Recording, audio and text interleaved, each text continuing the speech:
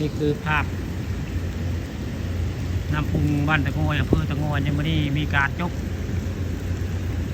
กพักพุงเด็กเจ้าเห็นได้น้ำพุงบริเวณบ้านตะโงยอำเภอตะโงย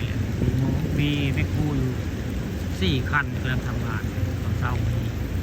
ลูกค้าพาเบิ่งแมคโครทำงานโดนน้ำพุงบ้านตะโงยเลย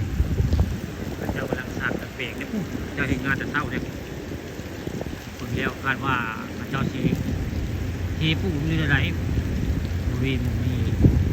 หลายคนก็เจ้าเองงานหลายคนในการงานบริเวณน้ำพุมาตะมวย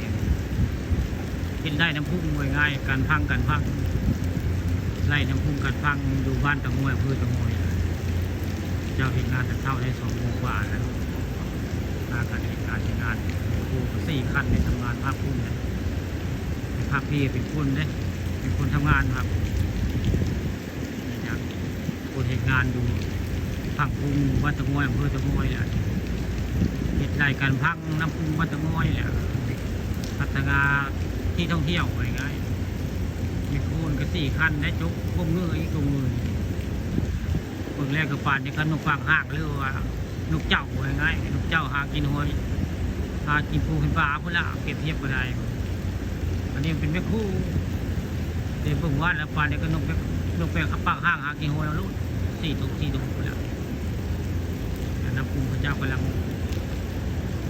ยกกินในแม่คู่4 คันยกดินทำงานอยู่บริเวณน้ำปูบ้านตะโงยนะเตาอยู่กาเผาคน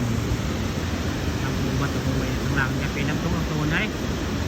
น้ำตกบ้านตะโงยอำเภอตะโงยพันไผ่มาในเจ้าสูบแล้วสูบระยะน้ำตก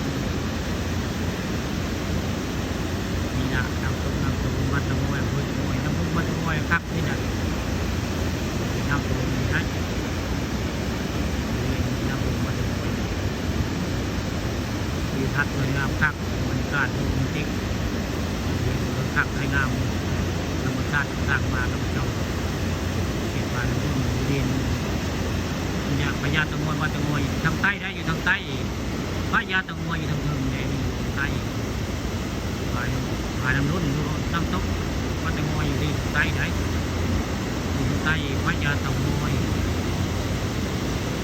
บรรยากาศก็มืดฟ้ามืดฝนมาเลยทำท่าผมยกคนเดียวบริเวณน้ำพุวัดตะงวยกราบวัดกราบวัดบางคนน้ำตกน้ำพุบริเวณเก่งวัดตะโงยอำเภอตะโงยแล้วก็พาเบื้องคนกำลังเห็ดไหลเนี่ยผมเห็ดไหลน้ำพุกันเตือนกันพังมวยง่ายกันเตือนกันพังอยู่บริเวณนั้นพังพุงวัดตะโงยเนี่ยหลายคนได้ก็เจ้ามาเห็ดมาต่างบริเวณนั้นพังพุงไปหลายคนได้กำลังเห็ดกันพังมวยง่ายพังพุงคือไม่คู่พังคู่ยกเนี่ย